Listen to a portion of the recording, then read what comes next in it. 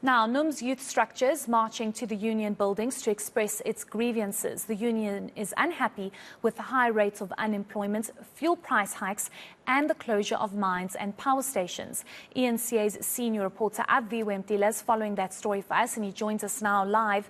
Aviwe, perhaps just speak to us about what some of the demands are for, from these members, especially the youth, given the fact that our youth unemployment rate is over 60%.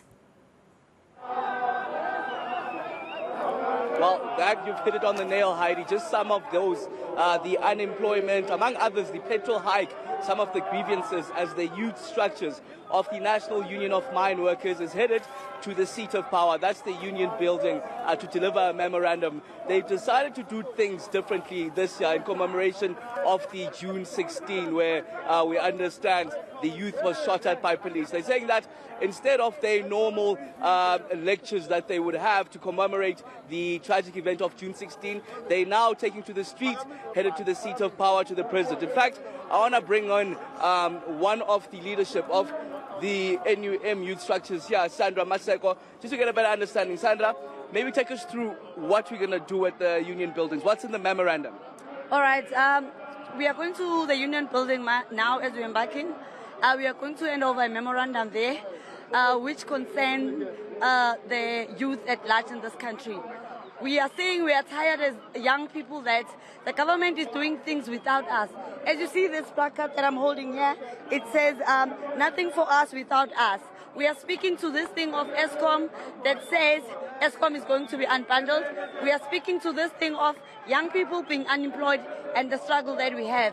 Hence, they're busy now wanting to unbundle ESCOM. It then means that they're going to, it means that now that they're going to unbundle ESCOM, it means that people from outside the country will come in and invest in the power stations, and they will privatize everything. We are standing here as young workers today. We are saying no to that. We are not immune to any new technologies that are coming. We are not immune to change. But we are saying there's not going to be any change without us.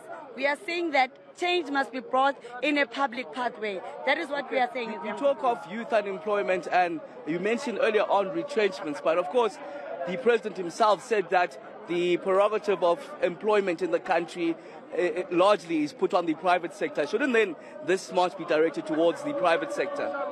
There's no way we are going to go to the private sector, because we believe that everything in this country, the minerals and everything, belongs to people.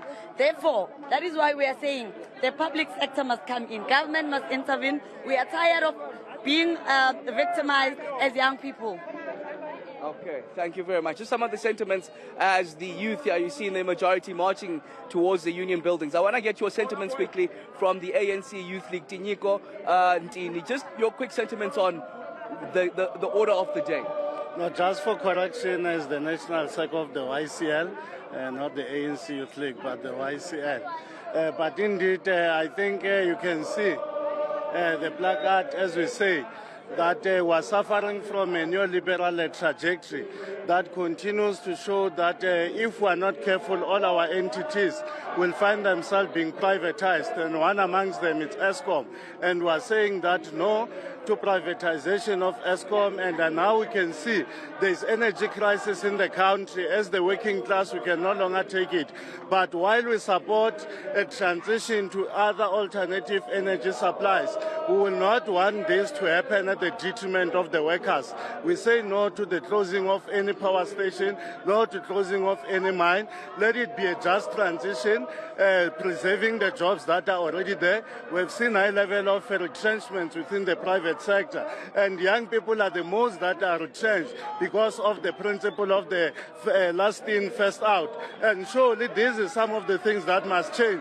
We need not like to start to review that particular principle. But again, the cost of high living, we can no longer afford anything as the working class and the poor. And it's high time that we need our government to intervene.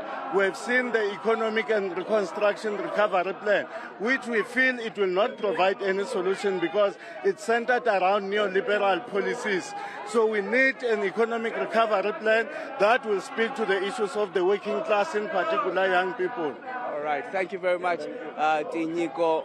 Ntini, just some of the youth and the grievances that you heard there, Heidi, especially around the unbundling of Eskom and also the closure of the mines, retrenchments, and also youth unemployment, as you see the dozens behind me headed to the seat of power, the union buildings.